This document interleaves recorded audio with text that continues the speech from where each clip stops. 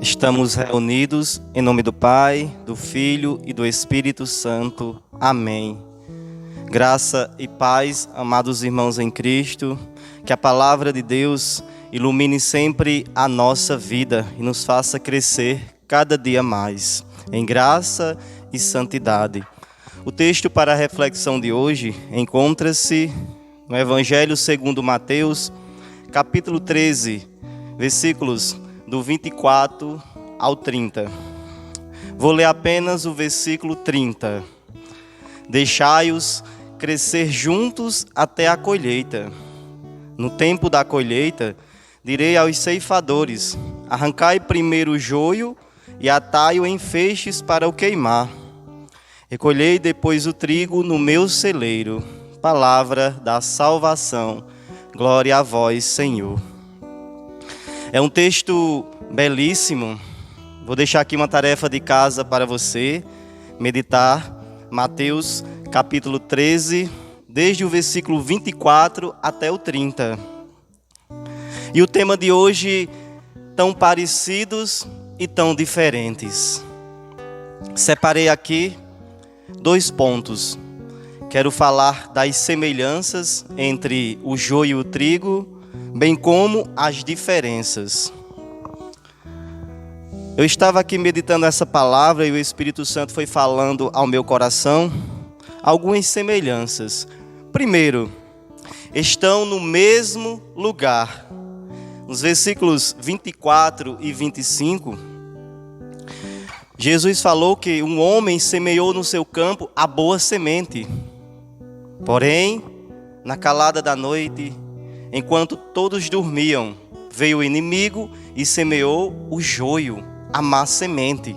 Então perceba que que ambos estão no mesmo lugar. Independente se este lugar é a igreja, é a nossa casa, é o nosso trabalho, é a escola. Sempre a semente do bem e a semente do mal vão estar neste ambiente. Segunda coisa em comum: os dois crescem juntos. No versículo 30 vai dizer o seguinte: deixai-os crescer juntos até a colheita. Então, junto com o trigo, cresce também o joio. Na mesma proporção, porque recebem os mesmos alimentos, estão nos mesmos lugares, até um determinado tempo. Muitas vezes poderemos passar muito tempo ao lado do joio. É por isso que muitas pessoas dizem: já há tantos anos eu convivo com esta pessoa, mas não a conheço. Depois de 40 anos foi que eu conheci esta pessoa. Não sabia que ela era assim. Pois bem, demora. Olha o que diz a palavra em João capítulo 13, versículos 10 e 11. Disse-lhe Jesus: aquele que tomou banho não tem necessidade de lavar-se, está inteiramente puro. Ora, vós estáis puros, mas nem todos. Pois sabia quem o havia de trair, por isso disse: nem todos estáis puros. Na última ceia, Jesus lavou os pés dos discípulos. Lavou também os pés de Judas, aquele que tinha pensamentos diferentes, apesar de estar junto, apesar de estar ao lado dos discípulos, apesar de ter tido experiências com Jesus, de conviver com ele por um longo período. Mesmo assim, ele não tinha os mesmos propósitos que os outros discípulos. Por isso que Jesus disse: olha, aqui no meio de vós existe o joio e o trigo. Existem pessoas puras, mas existem também pessoas impuras. Então veja as semelhanças. Quais são? O joio e o trigo estão no mesmo lugar e crescem juntos, em tamanho, em estatura. Segundo ponto, vamos ver as diferenças.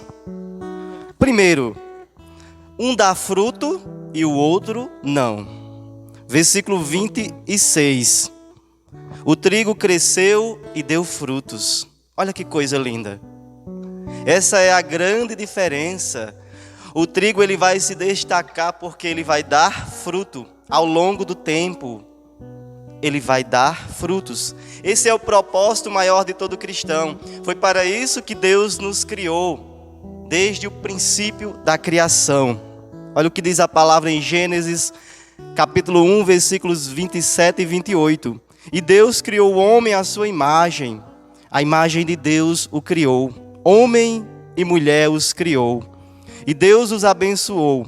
E Deus lhes disse: frutificai e multiplicai-vos e enchei a terra. A primeira ordem de Deus para cada um de nós quando nos criou foi: frutificai. Deus se alegra quando nós damos frutos. Jesus estava a caminho de Betânia e viu uma figueira com uma folhagem muito bonita e foi atrás de figos. Procurou frutos naquela árvore, porém não encontrou. E então ele amaldiçoou. Ele não gosta. Jesus quer nos encontrar cheios de frutos, porque nós somos um ramo frutífero multiplicador. A diferença é essa. Veja, o joio está no mesmo lugar, cresce junto com o trigo, mas não dá fruto. Porém, o trigo, ele toma a iniciativa, não somente de crescer, de ocupar um espaço, mas de ir mais além, de dar frutos para a glória de Deus. E a segunda diferença é justamente que um vai habitar no celeiro de Deus e o outro não. É o que diz a palavra no versículo 30. No tempo da colheita, direi aos ceifadores: arrancai primeiro o joio e atai-o em feixes para o queimar. Recolhei depois o trigo no meu celeiro. Olha que coisa linda. Então, Deus dará ordem aos seus anjos para ceifar, para arrancar, para separar, para recolher.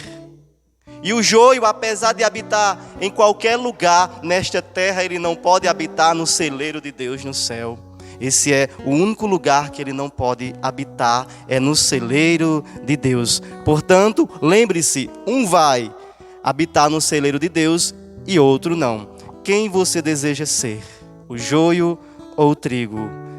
São tão parecidos, porém tão diferentes. Que o Espírito Santo nos ajude a tomarmos a firme decisão de sermos trigo do celeiro de Deus. E que Deus nos abençoe e nos guarde. Em nome do Pai, do Filho e do Espírito Santo. Amém.